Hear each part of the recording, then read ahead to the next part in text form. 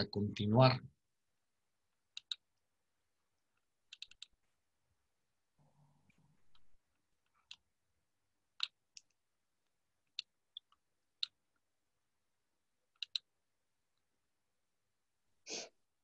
Bien, de la anterior parte voy a resumir nada más terminando con esto. Dentro de todas las ciencias que van e inciden en el estudio de los fenómenos de la educación, pues está la psicología educativa. Y como tal, la psicología educativa pues se basa en un marco teórico, ¿no?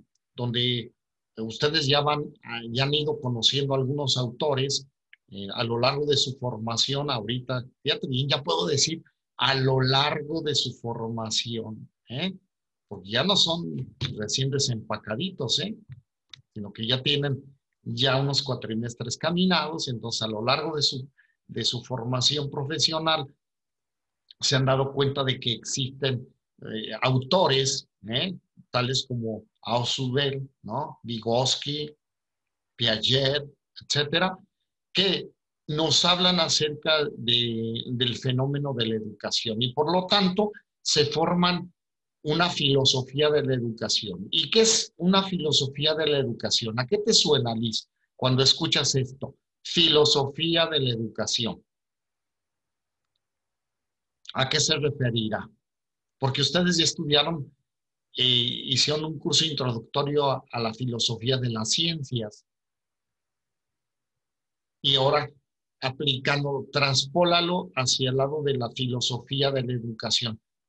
¿Qué se entenderá entonces cuando se habla de este tema? Filosofía de la educación.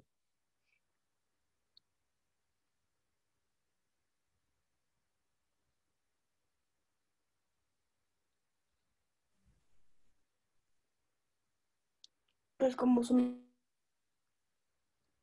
Te congelaste, Liz. Ángeles, Perdón, mi internet está fallando mucho. a ver, retómalo, Liz, entonces. ¿Qué idea puedes expresar cuando escuchas filosofía de la educación?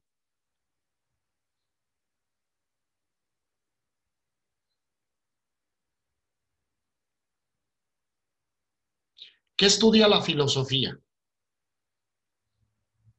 ¿Recuerdan alguna de ustedes?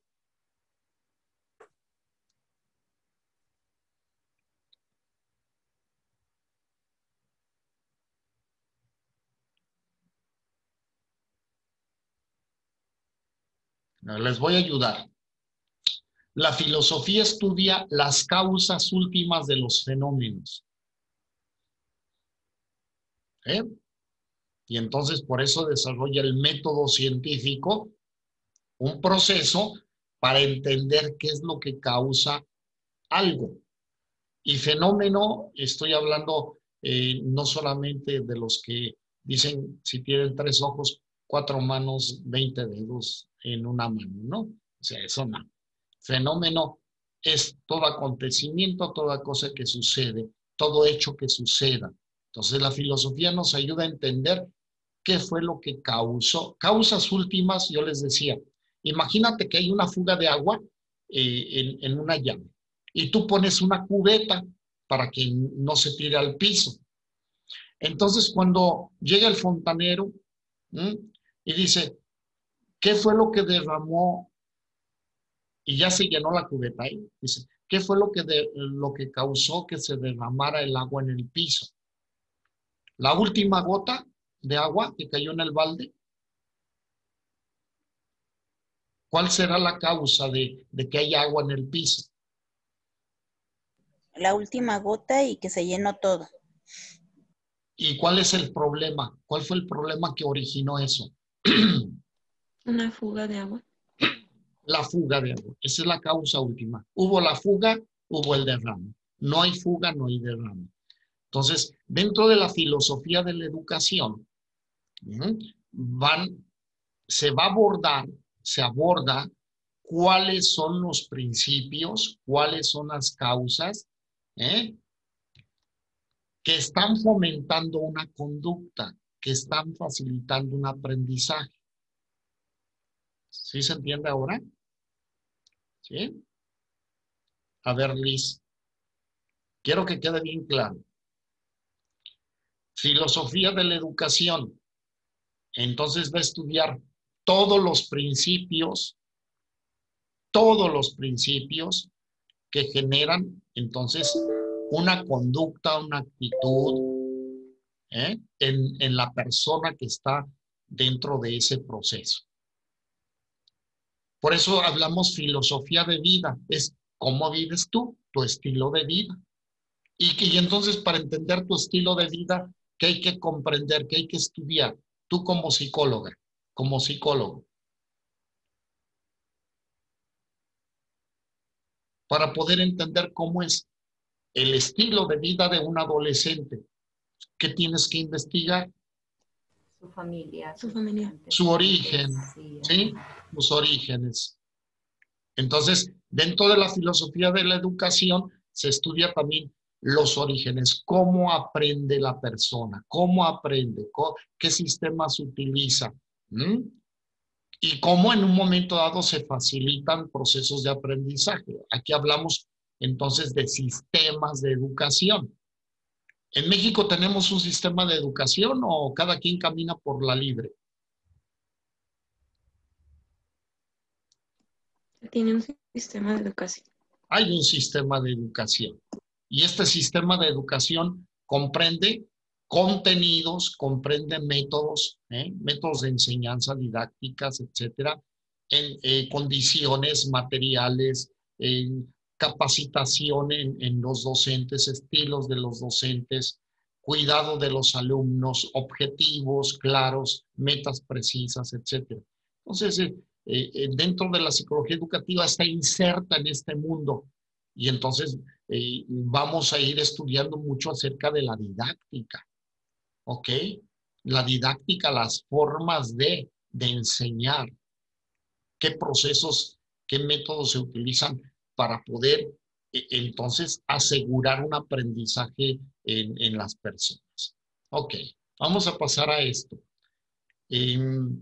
Ya vimos ustedes que son expertas en el campo de la psicología, ¿no?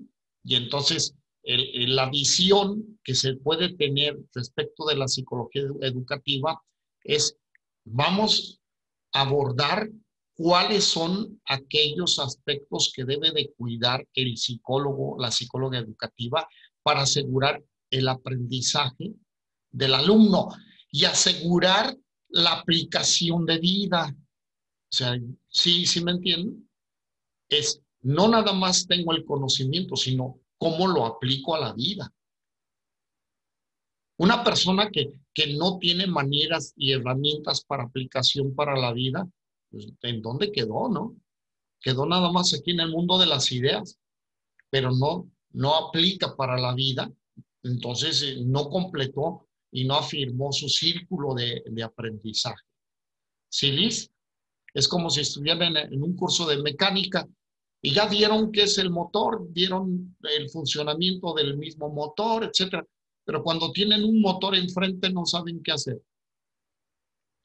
Quiere decir que les faltó, ¿no?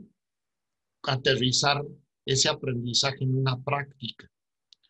Vamos a discutir sobre el tema de la educación en el mundo actual, que ustedes expresen cómo lo perciben, cómo se está viviendo actualmente, y tener un conocimiento sobre los 4 pilares de la educación y que se tenga la idea de cuál y para qué sirve cada uno de ellos. Ya vimos esto, ¿no? Que el objetivo de la psicología educativa es el estudio de la pedagogía y sus efectos sobre los estudiantes y los métodos de enseñanza. Esto es muy importante. No nada más es ver los efectos del aprendizaje, sino también cuáles son los métodos que se utilizan para afianzar y para facilitar el mismo.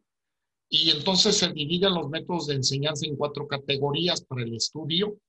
de este proceso. Es el método lógico inductivo. ¿A qué se referirá? Ya lo conocen ustedes todo esto. ¿Qué es un método lógico inductivo? ¿Qué es lo inductivo? Y esto lo utilizan, por ejemplo, cuando les dicen, van a dar un curso de inducción a la empresa. ¿A qué se referirá esto, Celina?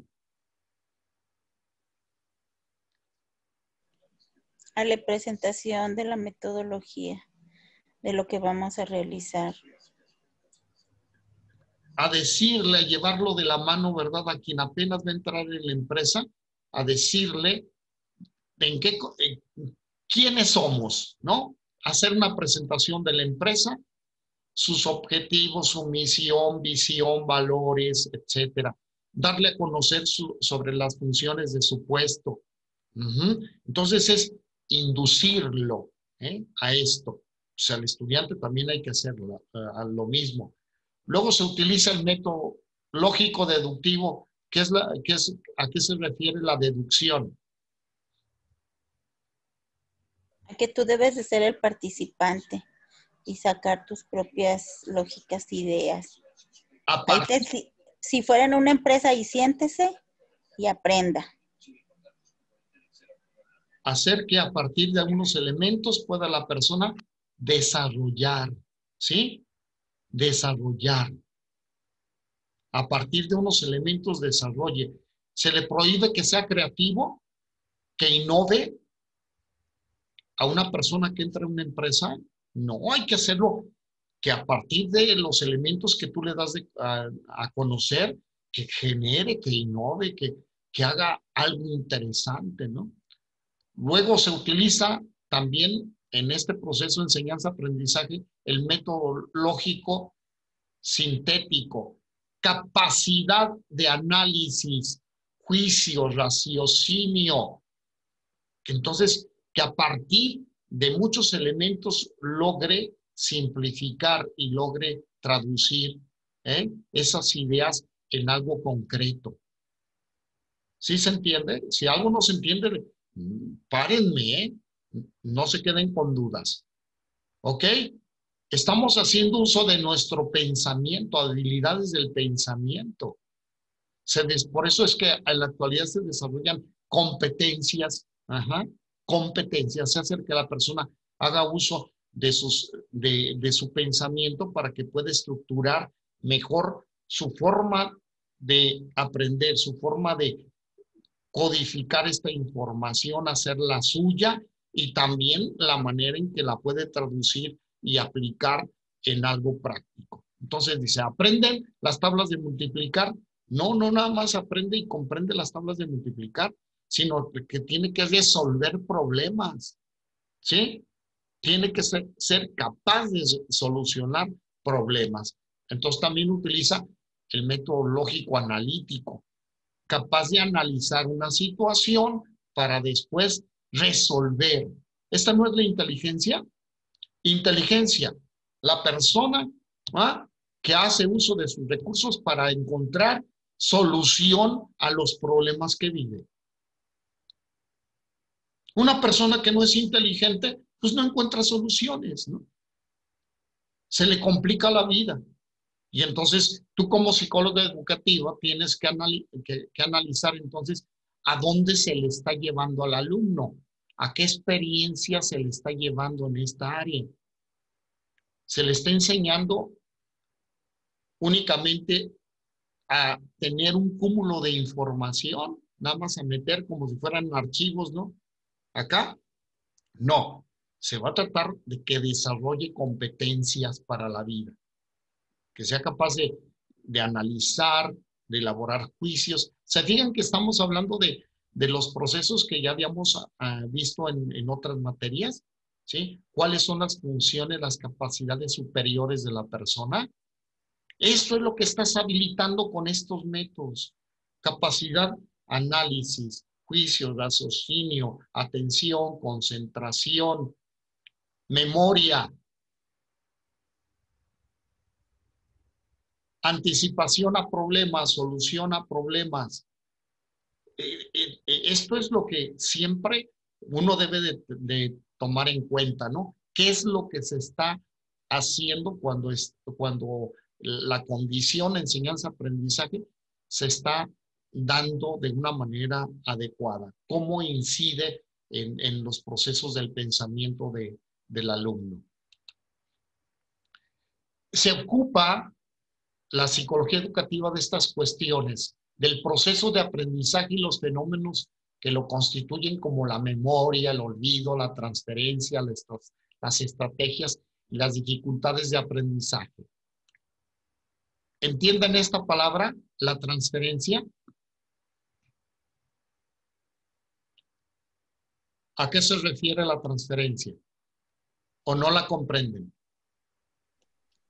La transferencia pues, es de pasar conocimientos y hablando del proceso de aprendizaje. Aplicación, ¿sí? Ya vi un ejercicio de matemáticas, ¿no? Con la maestra. Ya puso el ejemplo, ya lo entendió. Ahora, ¿qué le pide la maestra de matemáticas? Que lo aplique a otros problemas. Esa es transferencia.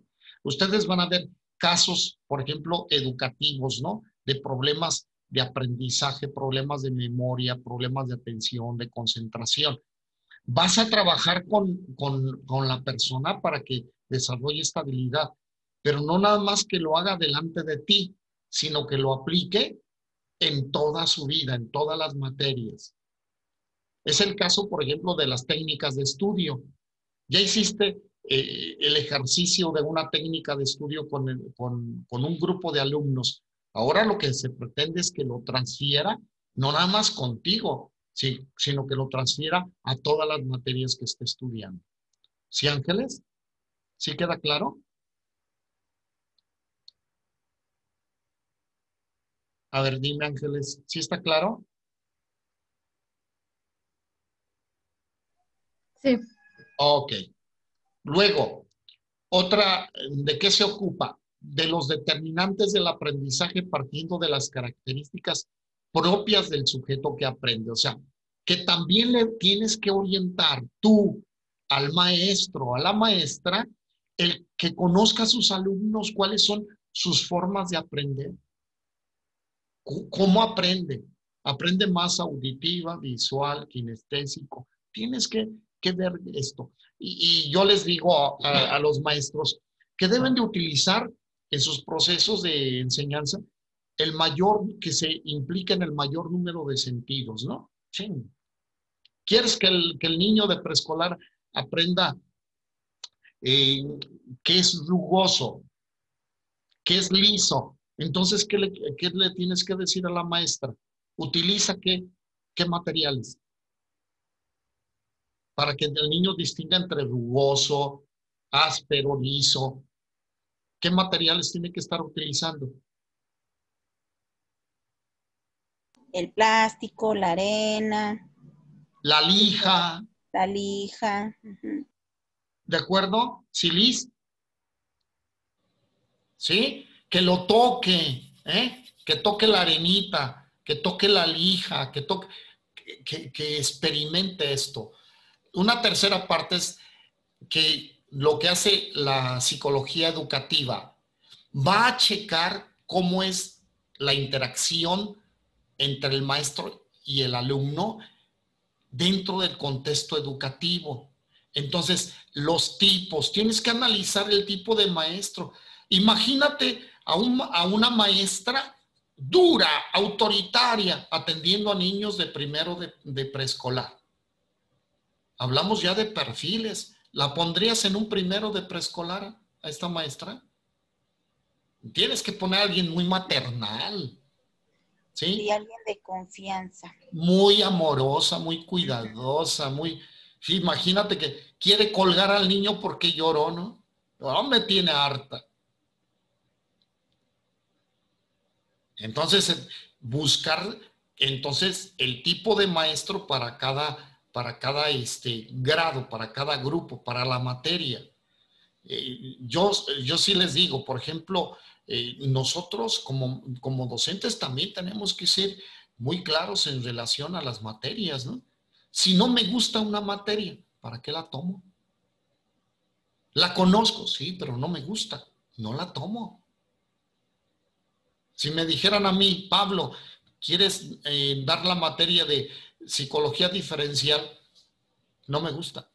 No me gusta, porque voy a estar con el no me gusta con el grupo. Y voy a estar haciendo mis caras y mis gestos y mis expresiones y mi falta de interés, en lugar de que me apasione la materia, pues voy a estar plano. Entonces, es lo que estudia también la psicología educativa. Luego, ¿qué estudia también la psicología educativa? Los procesos de instrucción, los métodos. Los métodos. ¿Qué métodos se utilizan? ¿Vamos bien? ¿Sí? Luego, la psicología educativa está basada en la capacidad del individuo de pensar, sentir y llevar a cabo acciones, y además estudia los cambios debido a la maduración. La psicología educativa está presente en el individuo a lo largo de su vida. A lo largo de su vida. Porque ¿cuándo deja el individuo de educarse y de aprender? ¿Cuándo? ¿En qué etapa? Cuando se muere deja de aprender. Pues sí. Entonces, tenemos nosotros, fíjate cuál es el trabajo que tenemos. Estar dándole acompañamiento a la persona desde antes de que nazca. Ya le estás diciendo a la mamá y al papá cómo estimularlo intrauterinamente a ese bebé. ¿Sí? ¿Hasta cuándo? Pues hasta cuando se muera ya. Entonces tienes chamba para toda la vida, ¿eh? Tienes trabajo para toda la vida. Y nosotros hablamos, fíjate bien, dice, estudia los cambios debido a la maduración. Hay etapas de la vida, cierto o falso, que nos dan por rangos de edad. ¿Sí? En automático entras a la preadolescencia, sí. A la adolescencia, sí. A la juventud, sí, porque vas cumpliendo años. Pero eso no significa madurez. Eso no significa madurez, ¿eh? Cumplir años no significa madurez. No porque tengas 40 años eres una persona madura. No, hombre, hay gente de 40 que vive como adolescente, ¿no? Inmaduro, no es responsable, no trabaja, es un mantenido, vive con papá y mamá todavía, estira la mano para el domingo, estira la mano para que le den para la gasolina del coche, etcétera. De seguro que ustedes no han de conocer a gente así, ¿verdad que no? No, esas ni existen. Yo ni los conozco. Jamás en la vida me he encontrado con esto. Tienen pánico escénico a la vida porque no han madurado. No han madurado. No han madurado. Van a ser eternos ahí en una etapa de dependencia, ¿no? Y ahí está. ¿Verdad que ustedes no conocen a gente codependiente?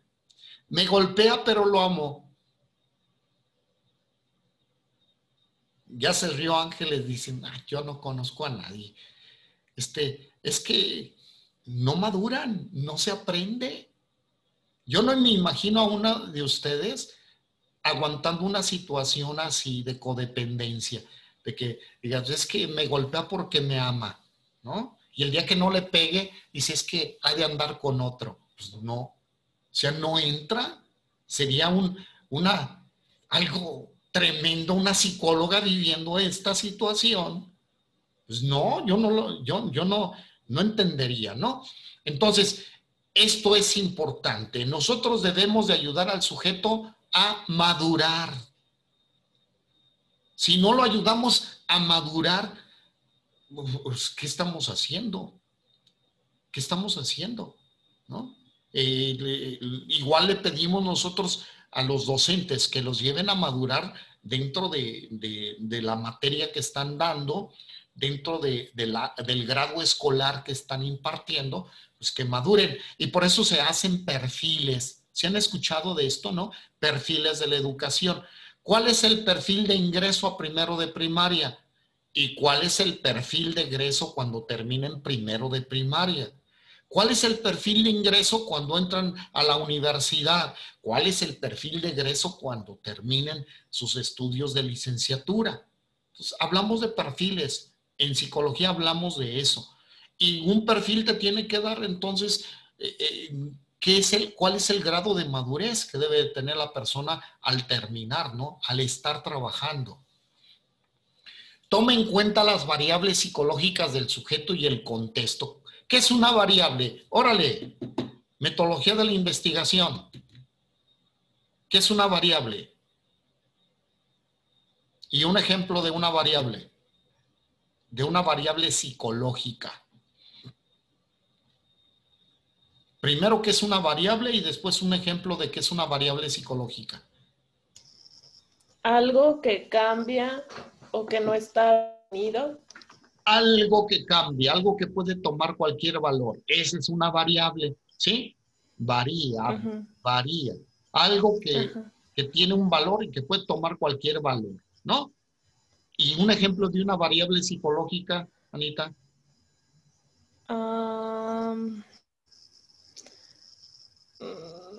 No lo sé. ¿Cómo no? La autoestima. Una variable ¿La qué? psicológica. La autoestima.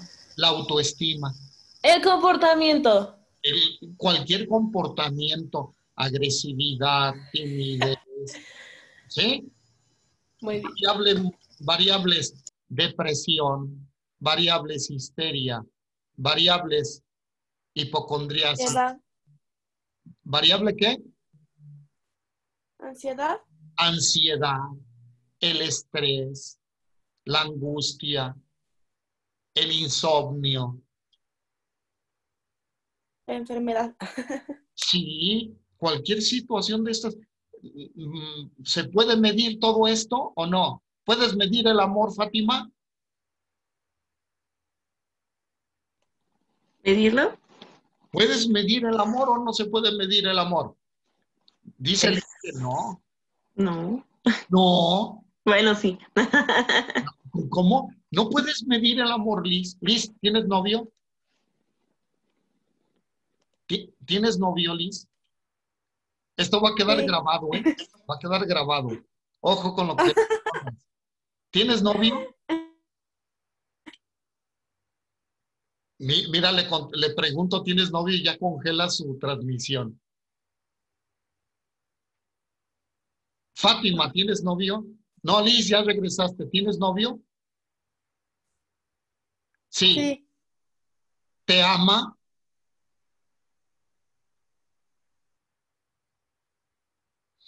Qué curioso, se congela enseguida. Fátima, ¿tienes novio? Sí. ¿Te ama? Sí. Espero que sí. ¿Cómo puedes medir y saber que te ama? Por el respeto que me tiene. Por el comportamiento, ¿eh? Por el comportamiento. Ahí está, ¿sí? Por eso mides. Ay, ya se me va a acabar el tiempo. Ay, odio esto. Sí, entonces... Ya ve, profe, por andar hablando de novios. No, pues es parte del ejemplo, variable psicológica del sujeto. ¿De acuerdo? Bien, la psicología educativa, entonces, nos va a dar aportes interesantes sobre la metodología de la enseñanza para ver que la persona llegue entonces a aprendizajes significativos, porque lo significativo va a perdurar y lograr despertar el interés de los estudiantes. Ok, nos quedan 9 minutos y lo voy a orientar a lo siguiente. Ay, me voy a brincar aquí, mira.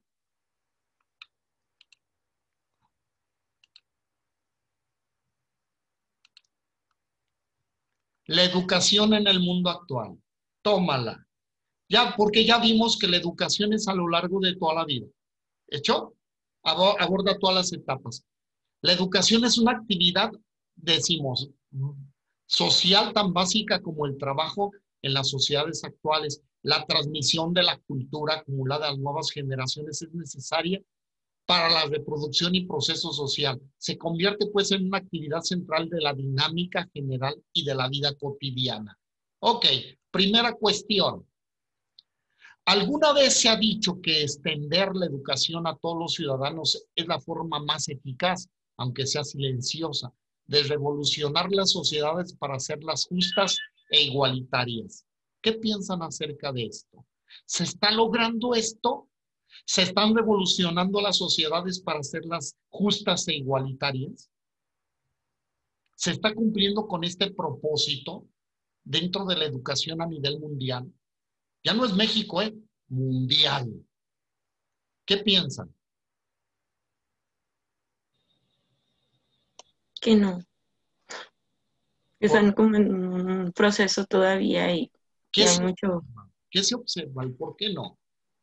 Porque todavía se ven como mucho, pues podríamos decirlo, partiendo del respeto. Entonces, al momento del que se falta el respeto, pues en las instituciones o en la educación, pues fallan ciertos pilares, como por decir a los maestros, que ya no es lo mismo el respeto que se les tenía anteriormente.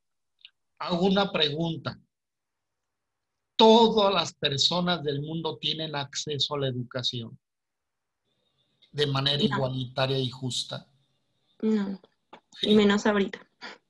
Ahí tenemos la primera cuestión. La Organización de las Naciones Unidas, ¿sí?, tiene áreas especializadas para atender esta situación, para observar, emitir críticas y todo. Pero entonces tenemos aquí, en este punto, que no se está cumpliendo a nivel mundial con esta situación. El acceso a la educación no es justo ni igualitario. La expansión de los sistemas educativos se hizo partiendo del supuesto que era el medio más eficaz para conseguir una sociedad de mayor igualdad. Tenemos en el sistema educativo del mundo, tenemos cumpliendo este supuesto. Los sistemas están llevando a que se logre esta igualdad entre la sociedad. ¿O les conviene? ¿Ustedes qué piensan? Yo no sé. O que hay lugares en el mundo donde les conviene que los otros se mantengan ignorantes, sometidos, donde sean los del primer mundo y los del segundo y tercer y cuarto y quinto mundo.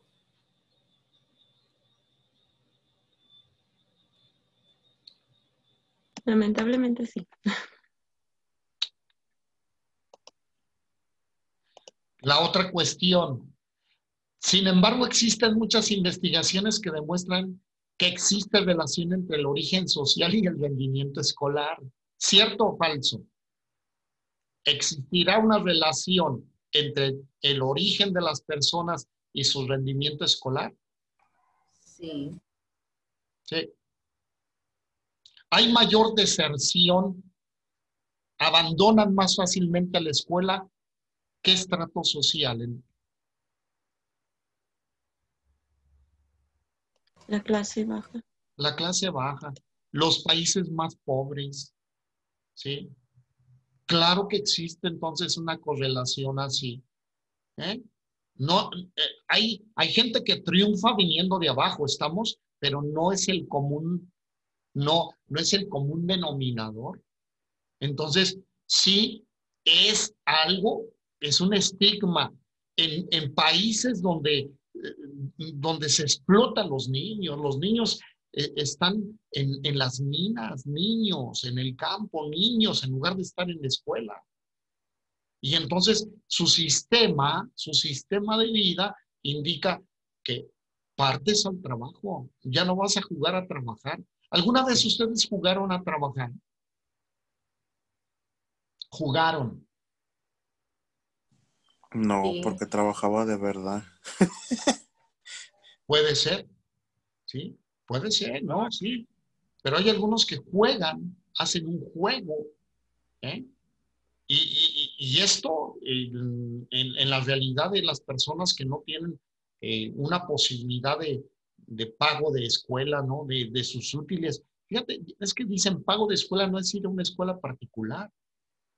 Es ir a cualquier sistema porque ocupas del apoyo económico para poder llevar una libreta, un lápiz, materiales. Entonces, estamos hablando que parece ser que también la escuela puede reproducir las desigualdades que existen. A ver, En realidad, ¿qué ideas se le vienen? Se vienen ustedes cuando dicen, es egresado de la Ibero. Pues está estudiando en la Ibero. Está estudiando en el TEC de Monterrey. Inmediatamente, ¿cuál es el prototipo de alumno, de alumna que se imaginan cuando hablan de esto? Cuando escuchan hablar de esto. Pues que tiene dinero porque estudia en las... Inmediatamente un tipo de, ¿verdad? Gente con una posibilidad económica fuerte, ¿cierto? ¿Sí? Y cuando dicen, es que está estudiando en el Cuautec, en la Benito Juárez. ¿Cómo hizo caras Ruth porque no sabe dónde es? ¿Quién sabe? ¿No? ¿Sí? ¿En dónde está estudiando? En la primaria Lerdo de Tejada. ¿En dónde está estudiando? En el Mailén, en el Hassá, en el Miraflores. Hay diferencias, ¿verdad? Entonces, al parecer también la propia escuela está generando está legitimizando estas desigualdades.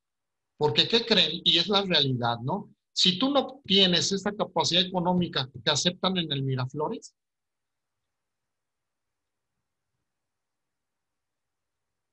Claro que no, pues si no hay cómo pagar, pues Y cómo. si no hay cómo pagar, no te aceptan, ¿no? No te aceptan y punto, no dicen, voy a traer un problema, ¿no? Para luego estarle cobrando y cobrando y cobrando. Sí, hacen estudios socioeconómicos prácticamente también. Lo primero que les plantan en la cara es, ¿se cobran cuánto de inscripción? Tanto.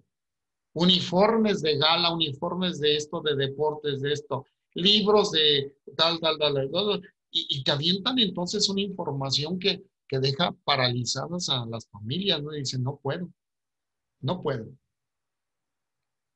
Tú como mamá, como papá el día de mañana, inmediatamente vas a ir hacia tu presupuesto, ¿sí? Si puedo. Y si no puedo, pues, ¿cómo lo meto? Me encantaría mandarlo a estudiar a Canadá, pero si no puedo, ¿cómo le hago? En cambio, se legitiman en un sistema educativo también por las instituciones. Dentro de esto, entonces se fomentan desigualdades cuando no se hace consciente a la persona de que existe otro mundo también. Hay gentes que creen que viven en jauja, en el mundo feliz, y no conocen las condiciones de vida de la gente que vive acá por la 10 de mayo, ¿no? Todos creen que tienen su recámara bien amueblada y que todos tienen una computadora. Pues eso es lo que nos enfrentamos.